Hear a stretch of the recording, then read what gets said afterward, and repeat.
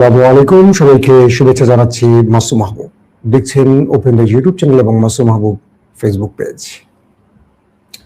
আশা করি প্রত্যেকে ভালো আছেন। যেই প্রান্ত থেকে আমার এক দর্শক নক করেছিলেন যে সকালবেলার লাইভে আমি চিটাগং এর একজনের নাম বলেছি, তাদের নাম বলি না কেন? আপনাদের সবার নাম বলতে গেলে তো ভাই অনেক লম্বা। কলকাতা মুর্শিদাবাদ থেকে দেখছেন একজন। আপনার মতো সাংবাদিক পাওয়া অনেক কঠিন। এটা কে লিখছেন? মুরফ হাসান, বাংলাদেশের বগুড়া জেলা মহেস্থানগড় থেকে মামুনুর রশিদ। ভাই, আমি দীর্ঘ সময় বগুড়া ছিলাম। বগুড়া আমার খুব পছন্দের একটা শহর। তবে ইদানিং আমার সবচেয়ে ভালো লাগে আরেকটা নতুন শহর। সেই শহরটাতে আমি বারবার ফিরে যাই, আবার যেতে চাই। পাহাড়, পর্বত, লেক, দুর্দান্ত জায়গা। নাম বলেন আপনারা, দেখি কোন শহরের কথা বলছি। আমার দর্শক যারা দেখছেন, সেটা আমার ভালোবাসার শহর। ওখানে গেলে আমি কবি হয়ে যাই। পাহাড় আছে অনেক, চমৎকার লেক আছে, সাগর আছে। ওখানে গেলে কেমন যেন হয়ে যায়, বুঝতে পারছেন? চট্টগ্রাম। বলে দিলাম আমাদের নামটা। দর্শক চলুন আজকে তাহলে আমরা মূল খবরে চলে যাই। শুরুতে আপনাদের সাথে একটু কানেক্ট হয়ে নিলাম। শুনতে এবং দেখতে পাচ্ছেন আপনারা, তাই তো? ইরানের সাথে আমেরিকার লড়াইটা এখন বাঘ আর বিড়ালের নয়, বলতে পারেন এই লড়াইয়ের প্রেক্ষাপট তৈরি হচ্ছে বাঘ আর সিংহের মধ্যে। কে জিতবে শেষ পর্যন্ত? আসলে বনের রাজাকে এই মুহূর্তে ডোনাল্ড ট্রাম্প যেভাবে আয়োজন করেছিলেন, সে আয়োজনে কিছুটা ভাটা পড়ে গেছে। কারণ ইরান তাকে যে জবাবটা দিয়েছে, সেই জবাবটা ডোনাল্ড ট্রাম্প এভাবে আশা করেনি। মনে করেছিল পুচকে ইরান, দুর্বল ইরান এক ধমকে সোজা হয়ে যাবে। ইসরায়েল এবং আমেরিকার টার্গেট ছিল ইরানের রেজিম চেঞ্জ ঘটাবে, সরকার পতন ঘটাবে। তাই তারা নিজেরা একটা বিক্ষোভ সৃষ্টি করলো, নিজেরা মদত দিয়ে এজেন্সি বা গোয়েন্দা ব্যবহার করে। ইরান সরকার সেটাকে মোকাবেলা করে ফেললো। অজস্র হাজার হাজার মানুষের প্রাণ গেল। দিন শেষে ইরান বা ইরানের রাষ্ট্রীয় বাহিনী বা ইরানের খামেনি সরকার পুরো কন্ট্রোল তার হাতে ফিরিয়ে নিল। প্ল্যান এ পশ্চিমাদের ফেল করলো, প্ল্যান বি ফেল করলো, চলছে প্ল্যান সি। প্ল্যান সি হলো ইরানে স্ট্রাইক করবে আমেরিকা, সঙ্গে সাপোর্ট দিবে ইসরায়েল। এই স্ট্রাইকটি হবে ইরানের ব্যালিস্টিক, পারমাণবিক এবং আলী খামেনির পতন। অর্থাৎ ব্যালিস্টিক প্রোগ্রাম ধ্বংস করবে, নিউক্লিয়ার সাইট ধ্বংস করবে, আলী খামেনিকে হত্যার মধ্য দিয়ে রেজিম চেঞ্জ ঘটাবে। এটিও কঠিন হয়ে গেল আমেরিকার জন্য। সিআইএ এখন পর্যন্ত জানছে না আলী খামেনি কোন বাংকারে আছে। তাদের অভ্যন্তরীণ যত রকম সোর্স ইন্টেলিজেন্স ব্যবহার করছে, এটুকু বোঝা গেছে এখন পর্যন্ত তারা জানছেন না আলী খামেনি কোথায়।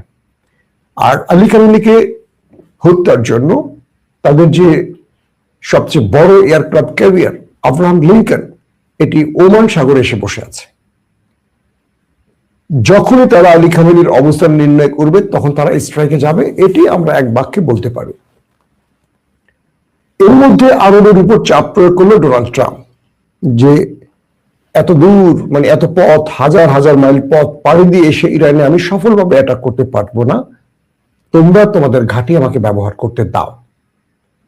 সৌদি আরব প্রথমে আমতা আমতা করলো এক প্রকার। তারা তাদের দফতর থেকে বার্তা দিল না, তারা এই যুদ্ধে ইরানের বিপক্ষে তাদের ঘাঁটি ব্যবহার করতে দেবে না। আজকে লেটেস্ট আপডেট বলছে, সৌদির ক্রাউন প্রিন্স মোহাম্মদ বিন সালমান স্পষ্ট করে জানিয়ে দিয়েছে, তারা ইরানে আক্রমণে তাদের ভূমি কিংবা আকাশ কাউকে ব্যবহার করতে দেবে না।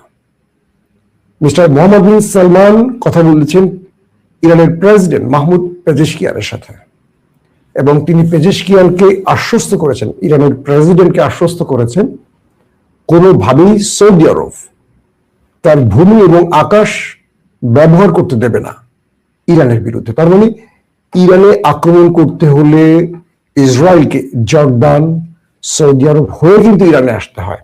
যদি ম্যাপটা দেখেন বুঝবেন। তাহলে সৌদি আরবের আকাশে যদি ইসরায়েল উঠতেই না পারে, ইরান অ্যাটাক করবে কিভাবে, কোন পথ? ইতিমধ্যে জর্ডানেও তারা সৌদি আরবের চাপে পড়ে হোক বা কারো চাপে পড়ে হোক, তারা বলছে যে তারাও দেবে না। শেষ পর্যন্ত কি করে জানি না, কিন্তু তারাও দেবে না, এই কথাটি বলেছে। ইন্টারেস্টিং ব্যাপার, সৌদি আরব শুধু নয়, একই সময় আরেকটি আরাবিয়ান মোড়ল, যাকে বলি ধনকুবের রাষ্ট্র, আরব আমিরাত, সেই আরব আমিরাতের এমবিজেড, মোহাম্মদ বিন সালমানের পাশে যাকে বলা হয়, সেই এমবিজেড, এমবিএস আর এমবিজেড জায়েদ, তিনিও জানিয়েছেন আরব আমিরাত কোনোভাবে ইরানের আক্রমণে কাউকে তার ভূমি এবং আকাশ ব্যবহার করতে দেবে না। এই সংবাদটিতে আমেরিকা বেজায় অখুশি হয়েছে, ইসরায়েলের স্বপ্ন ভঙ্গ হয়েছে এবং তারা স্টেটমেন্ট সরাসরি দিয়ে দিয়েছে।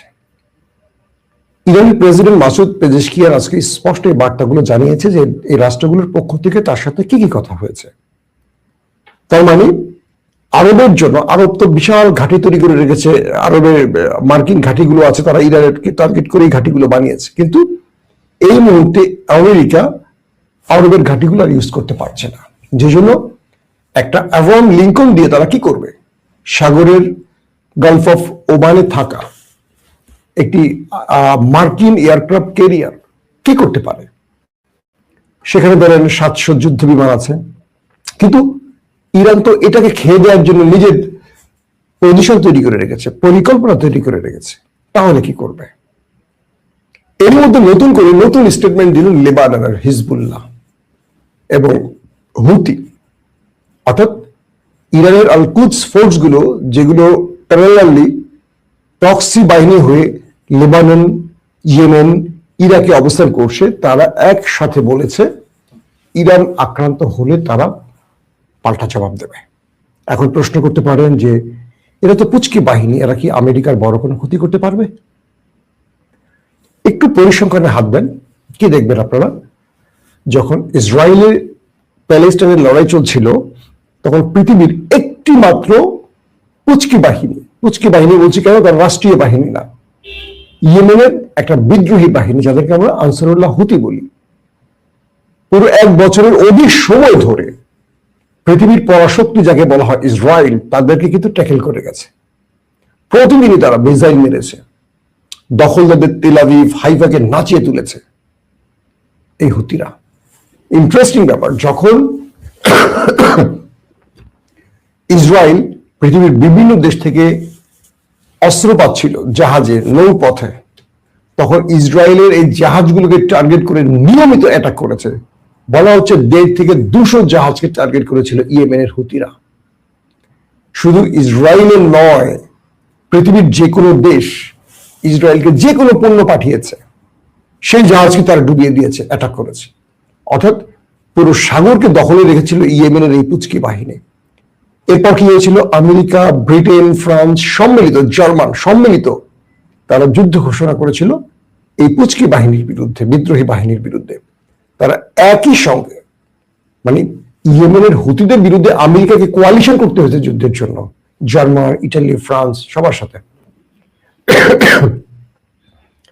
ফলশ্রুতিতে কি দাঁড়ালো, ইয়েমেনের সবগুলো বাহিনীর সাথে একা লড়াই করলো, করে আমেরিকার জাহাজ আইজেনহাওয়ারকে তাড়া করেছে, ইসরায়েলের জাহাজকে তাড়া করেছে, ব্রিটেনের জাহাজকে তাড়া করেছে, জার্মানের জাহাজকে সাগর ছাড়া করেছে, সেই গালফ অফ এডান আপনারা শুনছেন তখনকার, এবং যতগুলো ইয়েমেনের জলসীমার নিকটবর্তী জায়গা ছিল, প্রত্যেকটা থেকে পশ্চিমা দুনিয়ার জাহাজগুলোকে পিটিয়ে তাড়া করেছিল এই ইয়েমেন। তার মানে ইয়েমেন সাগরের সবচেয়ে বিপজ্জনক একটা বাহিনী, এটা মানতে হবে।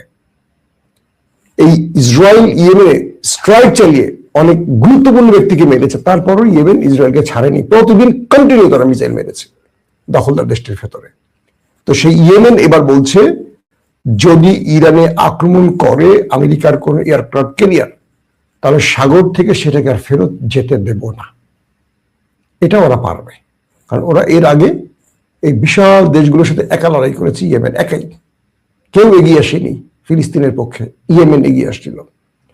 তারা বলছে যদি মার্কিন কোনো এয়ারক্রাফট ক্যারিয়ার, ওয়ারশিপ, যুদ্ধ বিমান এই সাগরের উপর দিয়ে ইরানে গিয়ে আক্রমণ চালায়, সেটাকে আমরা ফেরত যেতে দেব না। লেবাননের হিজবুল্লাহ বলেছে ইরান আক্রমণের সঙ্গে সঙ্গে আমাদের অ্যাটাক শুরু হয়ে যাবে। ইরাক থেকে ইরানের প্রক্সি বাহিনীগুলো, ইসলামিক রেজিস্ট্যান্স, তারাও বলে দিয়েছে ইরাক থেকেও পাল্টা অ্যাটাক শুরু হয়ে যাবে। অর্থাৎ ইরান তার প্রক্সি বাহিনীকে গ্রিন সিগন্যাল দিয়ে দিয়েছে যে ইরানের আক্রমণের সঙ্গে সঙ্গে তোমরা কি করবা। এটি হলো ডোনাল্ড ট্রাম্পের নতুন টেনশনের আরেকটি কারণ। তো এই পরিস্থিতিতে আরবের সহযোগিতা যেমন ডোনাল্ড ট্রাম্প পাচ্ছেন না, তেমনি ইরানের প্রক্সি বাহিনীগুলো অ্যালার্ট হওয়ায় আমেরিকা নিজেই এখন টেনশনে আছে। পাশাপাশি ইসরায়েলের চিফ অফ স্টাফ, সেনাবাহিনীর যিনি চিফ অফ স্টাফ, তিনি স্পষ্ট বলেছেন রাশিয়া ইরানকে ব্যাপক অস্ত্র পাঠিয়েছে। এর মধ্যে দুটো তিনি উল্লেখ করেছেন, একটি হলো SU-35 পঞ্চম প্রজন্মের যুদ্ধ বিমান, পাশাপাশি পঞ্চম প্রজন্মের আকাশ প্রতিরক্ষা সিস্টেম S-400। অন্যদিকে চীন, আমি আগেই বলেছি, প্রায় 16 থেকে 20টি কার্গো ভর্তি করে আপগ্রেড ইলেকট্রনিক্স ওয়ারফেয়ার সহ প্রতিরক্ষা ব্যবস্থা এবং অ্যাটাকিং ব্যবস্থা পাঠিয়েছে। সিআইএ এখন বোঝার চেষ্টা করছে যে ইরানের কাছে এই মুহূর্তে কি কি মজুদ আছে। এক, সিআইএ এখন বোঝার চেষ্টা করছে যে ইরানকে যদি অ্যাটাক করা হয় ইরান কি কি পাল্টা প্রতিক্রিয়া ব্যবস্থা নেবে। সিআইএ মোসাদ বোঝার চেষ্টা করছে যে ইরান আক্রান্ত হলে কোন টার্গেটে পাল্টা আঘাতটা প্রথম করবে। তো সেই হিসেবে ইসরায়েল সর্বোচ্চ সতর্ক থাকলেও আমেরিকার ট্রাম্প ভাবছেন ভিন্ন জিনিস। তিনি ভাবছেন যে আমার গর্বের বা অহংকারের আব্রাহাম লিঙ্কন যদি কোনোভাবে ইরানের টার্গেটে পরিণত হয় তাহলে মধ্যপ্রাচ্য থেকে লেজ গুটিয়ে পালাতে হবে ট্রাম্প আঙ্কেলকে। ক্লিয়ার? অর্থাৎ ভারত যখন পাকিস্তানের কাছে ধোয়াইটা খেলো বুনিয়ানুল মারসুসে বা অপারেশন সিঁদুরে, তখন এশিয়াতে নতুনভাবে মোড়লগিরি শুরু করেছিল পাকিস্তান, আর ভারত চুপসে গেছে। এবং ওই লড়াইতে ভারত পাকিস্তানের কাছে পরাজিত হওয়ার কারণে উপমহাদেশে ভারতের আধিপত্যটা কমে গেছে। বাংলাদেশেও পাকিস্তানকে তোয়াক্কা করছে না, উল্টো বাংলাদেশ, চীন, পাকিস্তান, তুরস্কের সাথে বন্ধুত্বে নজর দিয়েছে ইউনূস সরকার। ওই যে যখনই কেউ ব্যর্থ হয় তখন তার থেকে তার পাল্লাটা দুর্বল হয়ে যায়, তার পক্ষটা মানুষ ত্যাগ করে। ইভেন ডোনাল্ড ট্রাম্প তার বন্ধু নরেন্দ্র মোদীকে বলেছে পাকিস্তান ভারতের 7টা বিমান খেয়ে দিয়েছে। নরেন্দ্র মোদীকে ভালোই টিটকারি মেরেছে এই ডোনাল্ড ট্রাম্প। এবং এই ডোনাল্ড ট্রাম্প পাকিস্তানের সেনাপ্রধান আসিফ মনির প্রধানমন্ত্রী শাহবাজ শরীফকে ডেকে ডেকে লাঞ্চ করিয়েছে, ডিনার করিয়েছে, নতুন নতুন প্ল্যাটফর্মে নতুন নতুন প্রেক্ষাপটে কাজ করেছে। সেখানে নরেন্দ্র মোদীর স্থান ছিল না এবং নরেন্দ্র মোদীর উপর অনেকগুলো ট্যারিফ যোগ করেছে। তো এই বিষয়গুলো হলো যুদ্ধের খেলা যে হেরে যাবে তার মিত্ররা সরে যাবে, এটি নিয়ম।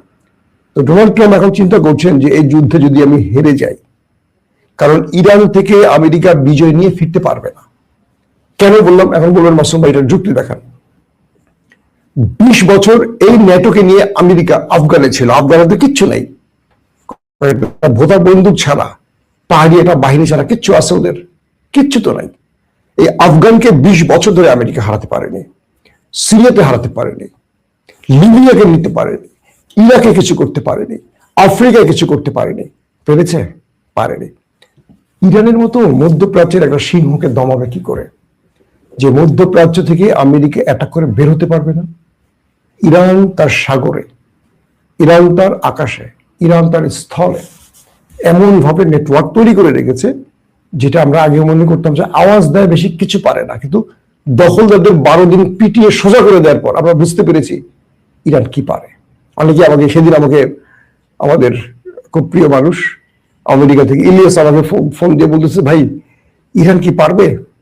আমি ইলিয়াসকে বললাম, আপনাদের ইলিয়াস হোসেন, 12 দিনের যুদ্ধে কে জিতছে? ইরান। তো ইরান পারবে কিনা প্রশ্নটা কেন? আমেরিকা সঙ্গে আছে। আমি কি আমেরিকা সঙ্গে আছে বাদ দাও, 12 দিনের যুদ্ধে ইরানের সাথে দখলদাররা পেরেছিল কিনা? যাক, আরো অনেক লম্বা কথা। তো বিষয়টা হলো যে ইরান আওয়াজ বেশি দেয়, কাজ কম করে, এটা সত্য কথা। কিন্তু ইরান যখন নিজে আক্রান্ত হয় পাল্টা জবাব দেয়। ইরান কাতারের আল উদাইদ বিমানবন্দর থেকে ইরানে যে অ্যাটাক করেছিল পারমাণবিক প্রকল্পে এই আমেরিকা, সেখানে তো ইরান আক্রমণ করে তবে পুরো কমিউনিকেশন সিস্টেমকে ধ্বংস করে দিয়েছিল আমেরিকা, ছাড় দেয় নাই। তো আজকে এই পরিস্থিতিতে এসে যে বিষয়টি ক্লিয়ার হয়েছে, আরব রাষ্ট্রগুলো ইরানের পক্ষ দাঁড়ায়, ডোনাল্ড ট্রাম্প এখানে হতাশ হয়ে গেছেন। দ্বিতীয়ত, প্রক্সি বাহিনীগুলো নতুনভাবে মাঠে নামছে ইরানের পক্ষে। তৃতীয়ত, আন্তর্জাতিকভাবে আমেরিকা ইরানে আক্রমণে তার বন্ধুদের পজিটিভ বা গ্রিন সিগন্যাল সেভাবে পাচ্ছে না। কারণ আরব আমিরাত এবং সৌদি আরব তারা বলে দিয়েছে, আমরা চাই আন্তর্জাতিকভাবে ডায়ালগের মাধ্যমে সমাধান, কোনো যুদ্ধ আমরা চাই না। এখন আমেরিকা কেন ইরান আক্রমণ করবে, একটা কারণ তো খুঁজে বের করতে হবে। কেন? কারণ আন্দোলন দমন করতে গিয়ে ইরান আক্রমণ করেছে তার জনগণের উপর। প্রশ্ন হলো, যারা আন্দোলন করতে নেমেছেন তারা অজস্র মানুষকে কি করে অস্ত্র সহ মারল? আন্দোলনকারীরা, নিরস্ত্র আন্দোলনকারী বা সাধারণ জনগণ কি করে অস্ত্র পেল? কারা অস্ত্র দিল? পুরো পৃথিবী তো জানে তাদেরকে কি অস্ত্র দিয়েছে। অর্থাৎ ইরানের এবার আন্দোলনটি সফলভাবে গ্রিপ করতে পারেনি পশ্চিমারা, এবং ইরান সেটিকে দেখিয়ে দিয়েছে যে এখানে পুরো মদত দিয়েছে তারা। বাংলাদেশের ছাত্র জনতার আন্দোলন হলো, কোন ছাত্র কাউকে গুলি করেছে দেখছেন? একটা ফুটেজ, পুলিশ গুলি করেছে, সেনাবাহিনী গুলি করেছে, র্যাব গুলি করেছে, বিজিবি গুলি করেছে, ছাত্ররা গুলি খেয়েছে। যে কারণে পুরো পৃথিবী এই আন্দোলনটাকে বিপ্লব হিসেবে দেখেছে। হাসিনার পতন হয়েছে। তো ইরানের ভেতরে নিরীহ মানুষগুলো, তাদেরকে অস্ত্র দিয়েছে ওরা, দিয়ে ওরা নিরাপত্তা বাহিনীকে শুট করেছে। অনেক নিরাপত্তা বাহিনী পুলিশ টুলিশকে মেরে দিয়েছে। পুলিশকে মেরে দিলে পুলিশ ছেড়ে দিবে? পাল্টা পুলিশ মেরেছে, হাজার হাজার মারা গেছে। রাষ্ট্রীয় বহু সম্পদ নষ্ট করেছে ইরানের এরা। দেশের মানুষ রাষ্ট্রীয় সম্পদ নষ্ট করে শুনছেন কখনো? আপনি হাসিনার বাড়ি ভাঙবেন, কিন্তু আপনি সংসদ ভবন ভাঙবেন, আপনি আমাদের মেট্রো রেল ভাঙবেন, এটা তো হাসিনার না, এটা রাষ্ট্রীয় সম্পদ, এটার সুবিধা আমরা নেই। সেজন্য হাসিনার বাহিনী মেট্রো রেলে আগুন দিয়ে বা ভাঙচুর চালিয়ে এটাকে নিয়ে খেলতে চেয়েছিল, আপনাদের মনে থাকার কথা। তো ইরানের ক্ষেত্রে সেই বিষয়টি ঘটেছে। তো এখন এই পরিস্থিতিতে ইরানে ডোনাল্ড ট্রাম্প আক্রমণ করবেন মোটামুটি নিশ্চিত হলেও তিনি বুঝতেছেন এটা প্রতিক্রিয়া কি হবে। আর ইরান আস্তে আস্তে তার কবজা নিয়ে নিচ্ছে সবকিছু। তারপরও ডোনাল্ড ট্রাম্প যেহেতু এসছেন, এবং ফিরে গেলে তার নাক কাটা যাবে। এই নাকটা রক্ষা করতে তিনি একটা কিছু করবেন। এই কিছুটা কখন করবে এটা বলা মুশকিল, তবে যে কোনো সময় করতে পারেন। প্রিয় দর্শক, এই পরিস্থিতিতে আমরা একটা কথা আবারও বলবো, বারবার যে কথাটা বলি, আমরা যুদ্ধ চাই না, আমরা ডায়ালগ চাই, শান্তি চাই। ইরানকে ইরানের মতো ছেড়ে দেওয়া উচিত। ইরানকে দখল করে আরেকটি অকার্যকর রাষ্ট্র বানানো, সিরিয়া বানানো, আফগানিস্তান বানানো, আমেরিকার এই পরিকল্পনা ব্যর্থ, এটা আমরা চাই। এবং প্রতিটা মুসলিম রাষ্ট্র ইরানের পাশে থাক, এটাও আমরা চাই। তারা শিয়া বা সুন্নি এটা নিয়ে কথা না, মুসলিম রাষ্ট্র ধ্বংসক এটা আমরা চাই না। আপনি যদি আমার সাথে একমত হন অবশ্যই কমেন্ট করবেন। ইনশাআল্লাহ আজ রাত 10টা কিংবা 11টায় আরেকটা বুলেটিন দেওয়ার চেষ্টা করব, এবং সেটা হবে বাংলাদেশের প্রেক্ষাপট নিয়ে। বাংলাদেশের প্রেক্ষাপটে কিছু তথ্য পেলাম আজকে এজেন্সির বা গুরুত্বপূর্ণ কিছু ডিপার্টমেন্ট থেকে, যে আমাদের কিছু ইসলামিক দল আওয়ামী লীগ এবং দিল্লির ফাঁদে পড়েছে, এবং তারা কিভাবে আবারও আওয়ামী লীগের হয়ে কাজ করছে তার কিছু চরিত্র উন্মোচন করব। যদি আজ 10টা 11টার সুযোগ সময় ঠিক থাকে অবশ্যই লাইভটি দেখার চেষ্টা করবেন। আমিও চেষ্টা করব, যদি কোনো কারণে, অনিবার্য কারণে আমি পোস্টপোন না করি। প্রত্যেকে ভালো থাকবেন। আল্লাহ হাফেজ।